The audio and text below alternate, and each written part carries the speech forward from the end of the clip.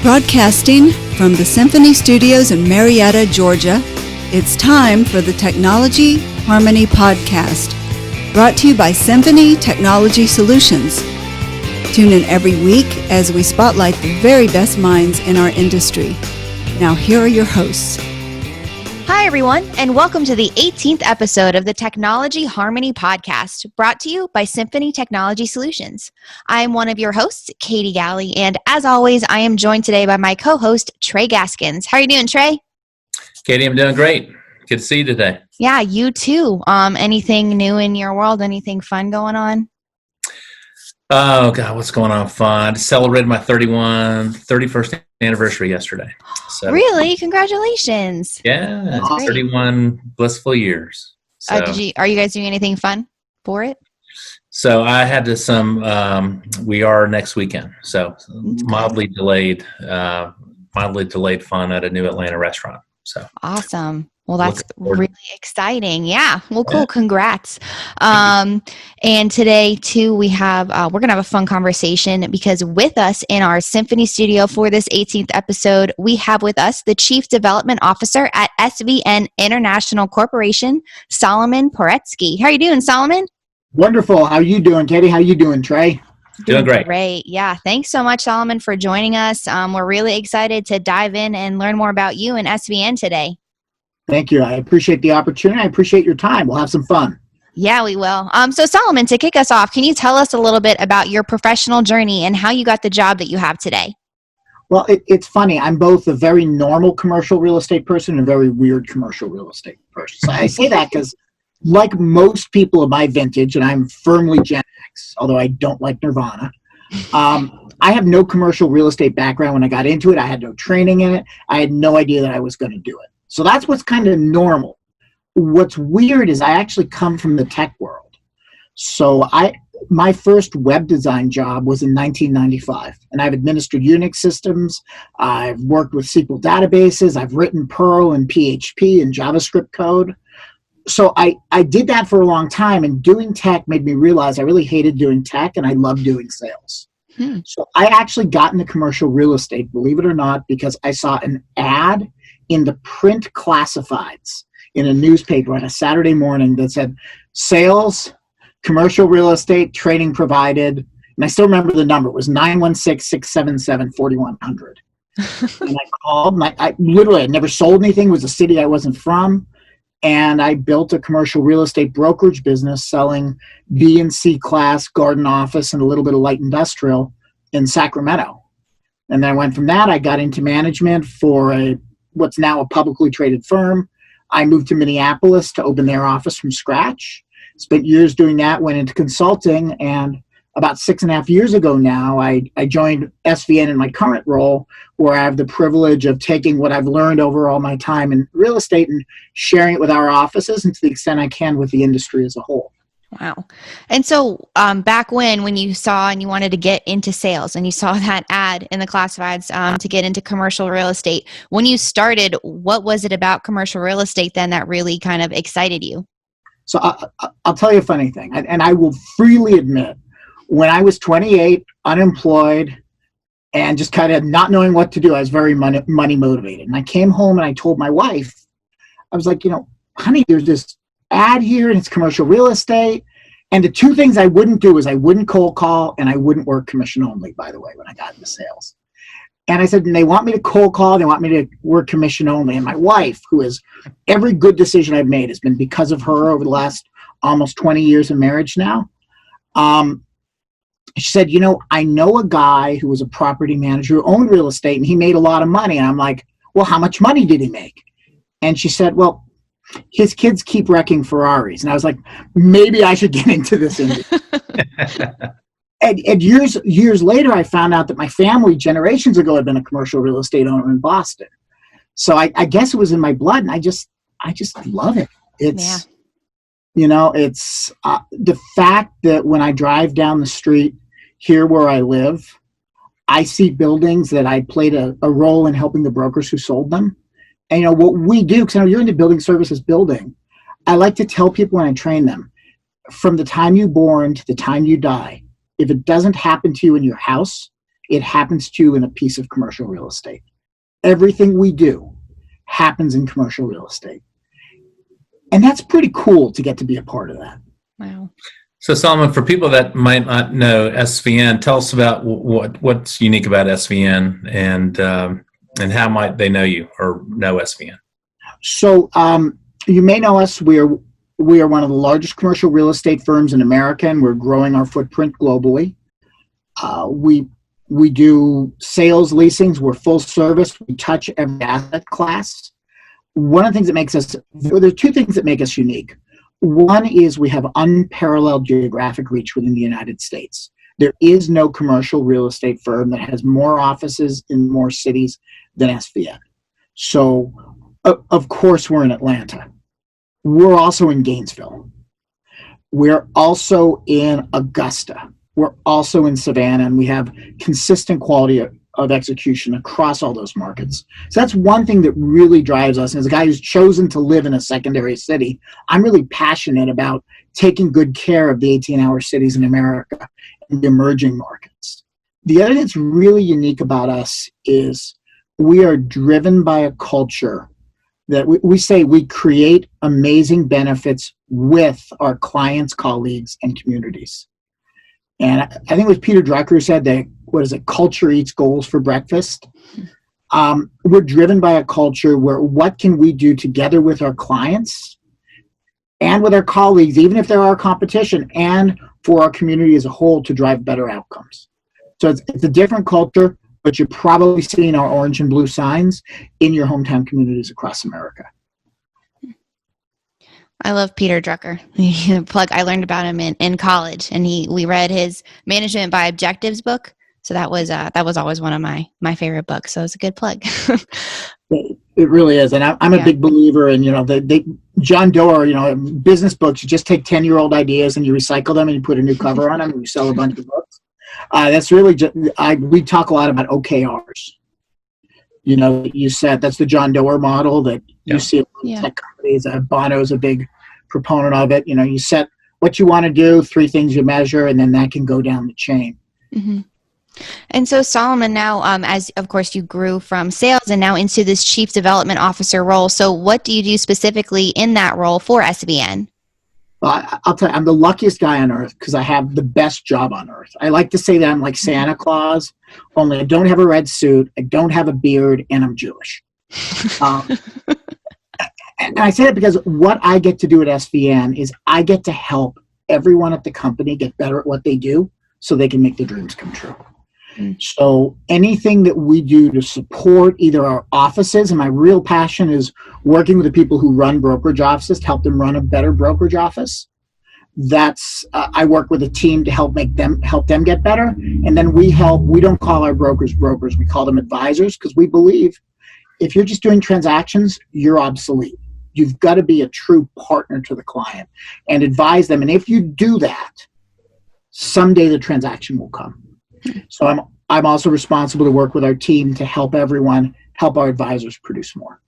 Got it. And in normal times, I'm all over the country. So I know how good the cheesy grit balls are at Miller Union in Atlanta. Yeah. It's still open that one? When you're looking at real estate, and again, you said you cover multiple classes, but we're a systems integration company. What role do buildings that are a little bit more tech savvy than other buildings, how does technology play in business valuations, and does it make it easier to sell, hard to sell? Tell us kind of your perspective on that.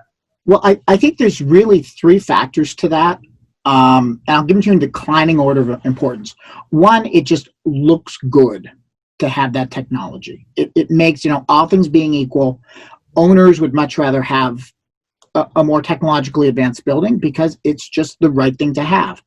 2, there's a cap rate impact. The cap rate impact is not necessarily huge. Quarter of a basis point, quarter of a point, half a point. So absolutely there's a valuation hit, but the real benefit at the end of the day, if you think about it from the investor perspective, I live in my house. Actually, I don't care what color the walls are in my office. I just cover them up with black fabric, right? But if I'm an investor, I don't care. It's the tenant who cares. And that's really where you get the benefit. If your building has the technology tenants want, it will be full. If your building does not have the technology tenants want, it will be empty.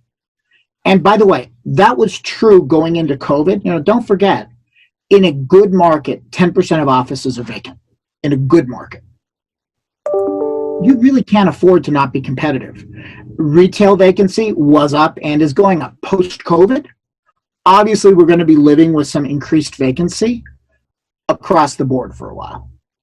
And I think some of the changes we've seen to the work world, which were starting before COVID and have been really accelerated, that's going to drive technology demand. But really where it's going to hit you is in your NOI. There's also a secondary benefit to technology, and this comes a lot with the green technology and the building control technologies, which is if you can lower CAMs, you can charge higher rents, which hits NOI.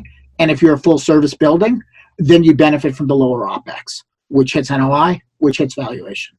So absolutely, to me, technology is something you have to do. It is how we work.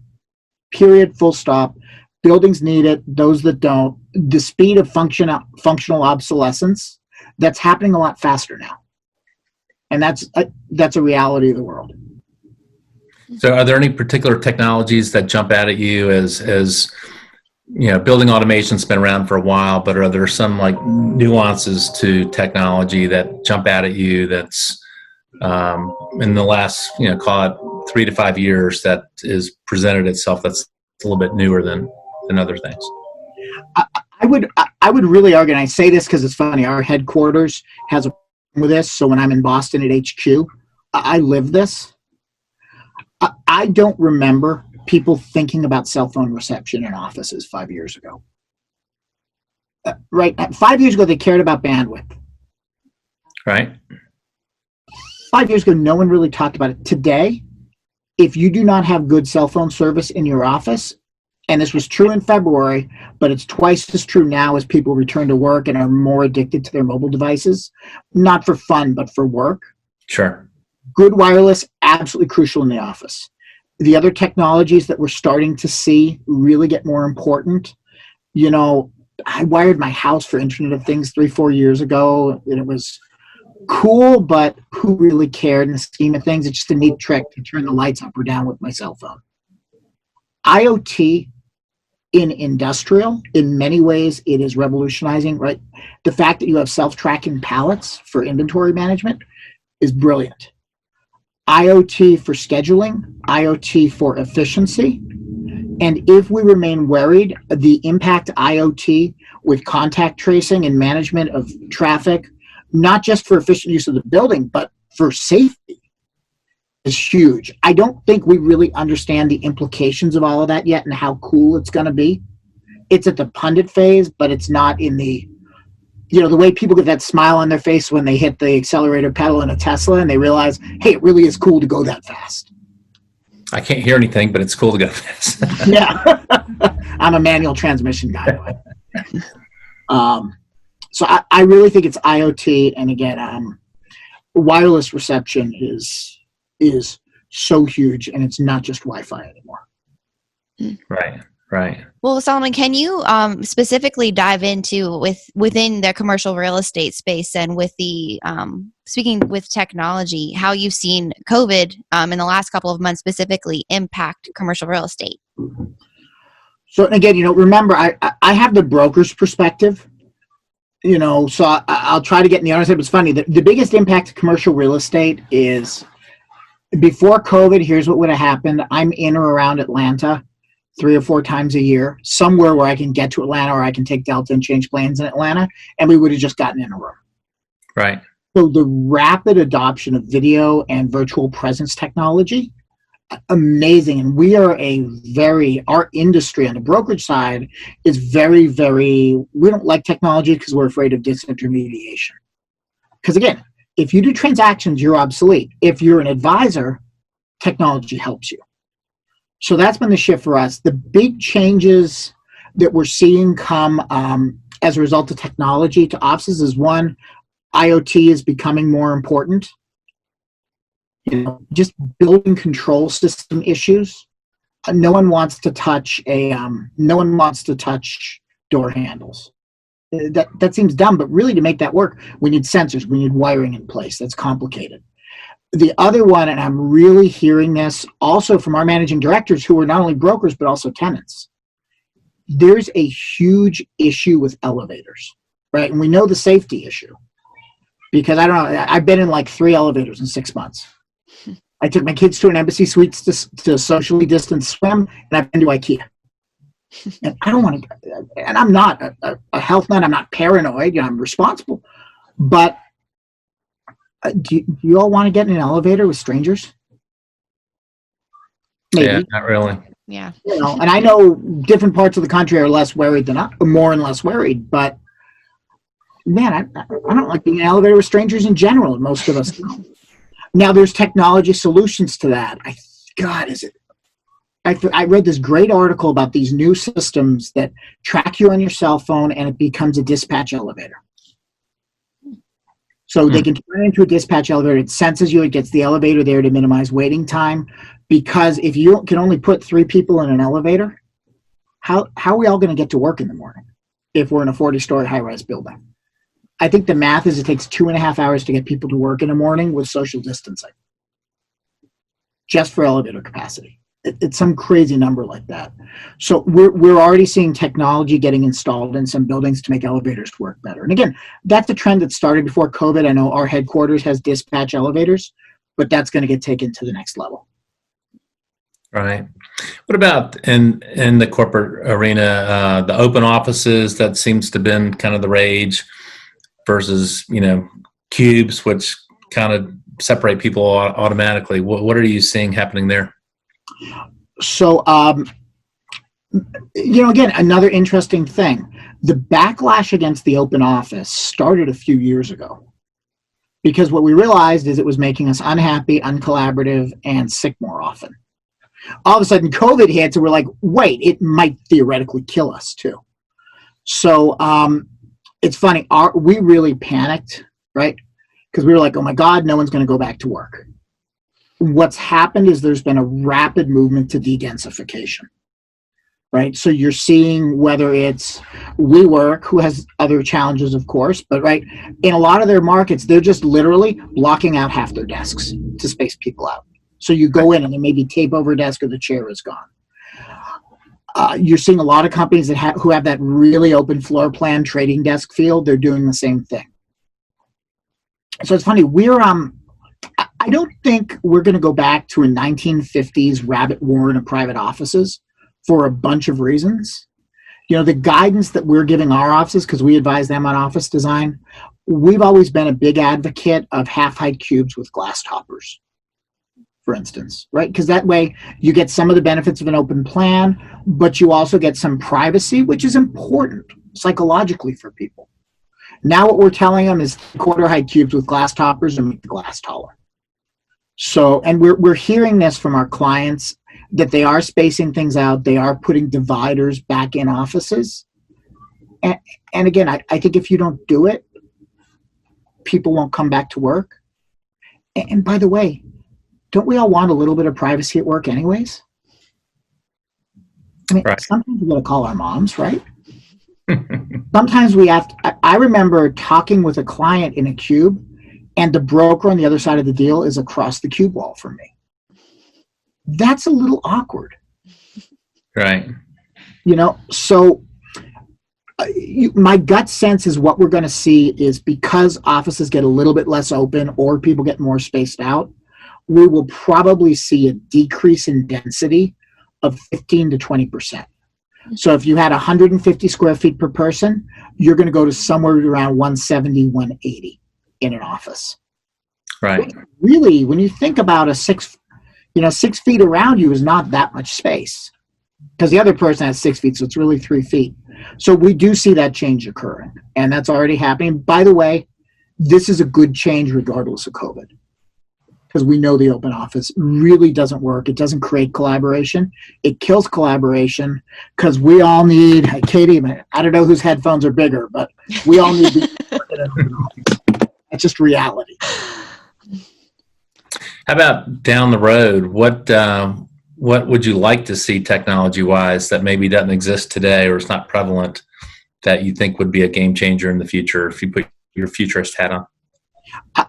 One, I really want to see IoT get in there, especially with companies who have large spaces. If we're going to have people collaborate, they need to talk to each other. They can't talk to each other if they can't find each other. I mean, that is the beautiful thing about technology. I would like to see, and we're beginning to see this, the invention of the Zoom room, right? And they were just starting to sell these before COVID, right? And now there's a movement towards, let's get rid of the conference room because we don't all want to sneeze on each other, and let's have a bunch of little tiny rooms where we can all individually do what we're doing, right? The future is for all of us to do what we're doing here, which instead of being in a 3-person meeting, maybe we're in separate Zoom rooms. So I'd like to see more of that. But I've always thought the value of technology has been that it eliminates dumb work, which goes without saying. That's the word processor. And that it facilitates human contact. And IoT can help with that. Again, better, just generally better connectivity in the office to allow people from going from a desk phone they don't answer to a cell phone they do answer. Well, what's going to happen when we're all using video all the time at the desk and our bandwidth requirements have gone from 90 kilobits to 400 kilobits, always on both directions? A megabit, I think Zoom wants 3 megs to do an HD stream. What's that going to do? So those to me are the really important technology changes. The other technology change has nothing to do with the office, and I'm sorry, but nothing to do with what you guys do. Is someday our cars are going to drive us to work, if we still go to work, and we will. How is the fact that we can now live in Blue Ridge and commute to Atlanta? We can live up in the Iron Range and commute to Minneapolis, which is about 3 hours. How is that going to affect offices and ingress and egress? So those to me are the really big changes. What am I missing though? What should we be telling our clients? Because you're more in this than we are. We represent users. You all make it happen.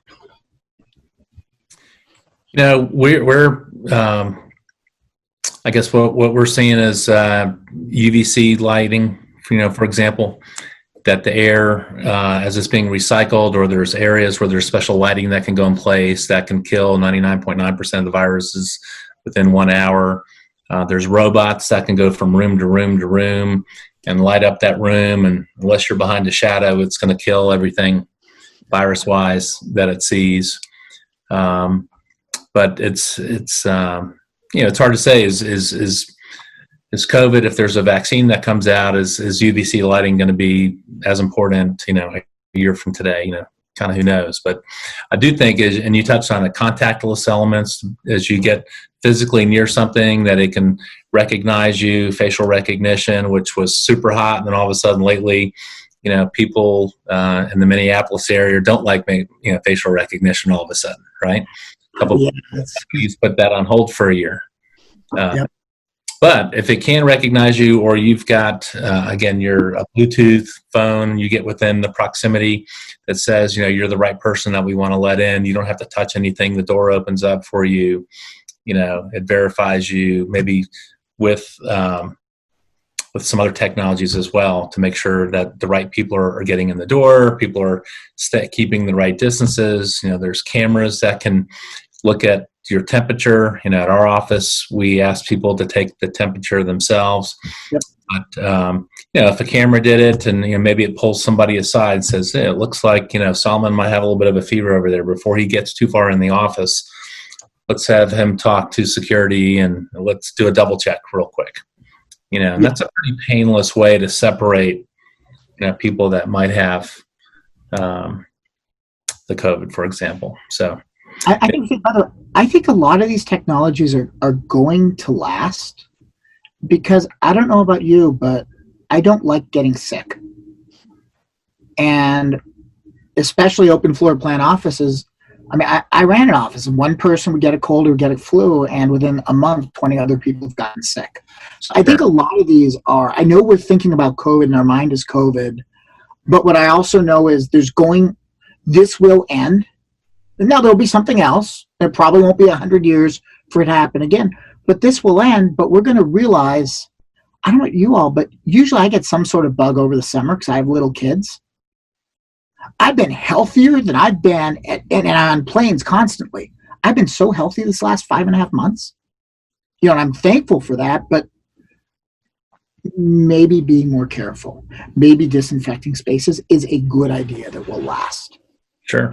I'm enthusiastic for that. I mean, healthier space is better for people, and it's better for productivity and better for the bottom line. Right. The other thing we're seeing, it's not, Katie, you look like you want to say something, by the way. No, keep going. You're good. The other thing which I think is interesting is we are seeing, and the data is bearing this out, we're seeing this huge resurgence in interest in suburban office, in low-rise office. And, again, there are environmental benefits to shorter commute times. There's cost of living benefits for a lot of people, because my house in a fourth ring suburb is a lot cheaper than a small apartment in Minneapolis is right now. And I'm sure that's similar to that in Atlanta. You can open the windows in that offices. You can get closer to nature. And a lot of that is also being supported, of course, by having the right technology in those markets so that you can have the equivalent to CBD working experience. But as people return to the office, I think we're going to see it'll be like the 70s again when everyone moved out to the suburbs to get out of New York City.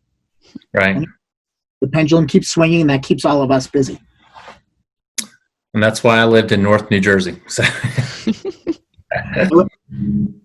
I went to school right in Manhattan, so I spent my fair amount of time in Teaneck. Okay. I was in Wayne, New Jersey. Okay. Cool. I was born and raised in New Jersey, so in Long Valley, Hackettstown, so kind of not that close to Wayne or Teaneck, but. Can I just say this is the longest conversation ever about New Jersey that hasn't involved an exit number. Right. This is as funny as I get. 53B is where I was at. So. Well, Solomon, so just to backtrack just a little bit, you had mentioned kind of SVN advising a little bit on design as far as in office space. So with cubicles, creating the cubicles and having the glass rise up. So is as far as advising on design, do you guys advise on any other areas of commercial real estate, or how does that work? So to be clear, again, we're brokers, we're not space planners, but we, for our offices, and we have 200 offices, over 200 offices across the world, we help the people who run those offices run a more optimized space, just because we know what works for a commercial real estate brokerage office, because we have so many to study. But our primary advisory role, so in addition to brokerage, we also do property management. We're one of the top property managers in the United States. So we help a lot of owners with operational concerns as well. Gotcha. That change from how you collect the rents, how you make sure the landscaping is clear, to how do you manage access? Where do you find wipes to wipe down your spaces? It was really wonderful to see our offices at the Main Street level working with businesses to help them, and owners to help them solve the problems that we all forgot that we faced back in 1918, and that was a long time ago anyways. Right. Yeah. Well, Trey, do you have any concluding questions for Solomon? Yeah, I think we've covered a lot of ground, and appreciate Solomon's insight and perspective. And I think the IoT elements are going to be a big deal. They are today and in the future with all the sensors that we were talking about. Connectivity, both wireless and for mobile, is huge. And I think your point on the offices, people are going to continue to go to the office, and it seems like where the offices kept trying to get smaller and smaller and smaller and kind of cram people into that open room environment, they're realizing actually maybe they need a little bit more space. So the office isn't going to die. People are still going to go to work. They do need a little bit more room. And the cubicles and a smart design sounds like, that makes a lot of sense as well. So a lot of good insights there, Solomon. We appreciate it. Well, thank you very much. Thank you for the opportunity. I appreciate what you guys do. Because none of this works without connectivity. And, again, 5 years ago, we were talking about, one thing I'll add is 5 years ago, we were worried about the placement of power outlets to allow people to move around. Even that's not even mattering anymore because batteries are so good. It's just wireless today. If you have good wireless, both cellular and Wi-Fi, you got good space. We happen to do that. So we're we do. Yeah, I didn't know that. If you have any properties that need help there, let us know. We'll be happy to help. Absolutely will. Absolutely. Well, Solomon, if somebody wanted to learn more about you, learn more about SVN, where might they do that? So to find SVN is easy. It's just svn.com. To learn more about me, go to svn.com because I can barely spell my own name. But I know it's old school, but I'm actually very much an email guy. And the reason I do that is the nature of my role is people generally don't have emergencies in my world because I'm a consultant to people to help them run their business better. So I use email as a way to manage.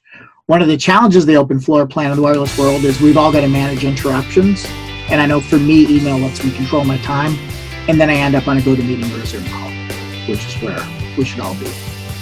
Thank you all for tuning in. We hope you enjoyed today's episode. To learn more about our guest and their company, check out the show notes for the relevant links. If you would like to learn more about us here at Symphony, of course, subscribe to our podcast on our YouTube channel. And don't forget to follow us on LinkedIn and Facebook at Symphony Technology Solutions and on Instagram at Symphony Tech Solutions. Here at Symphony, our ultimate goal is to make harmonious music out of all the technological noise. And we hope today's episode helped in doing just that.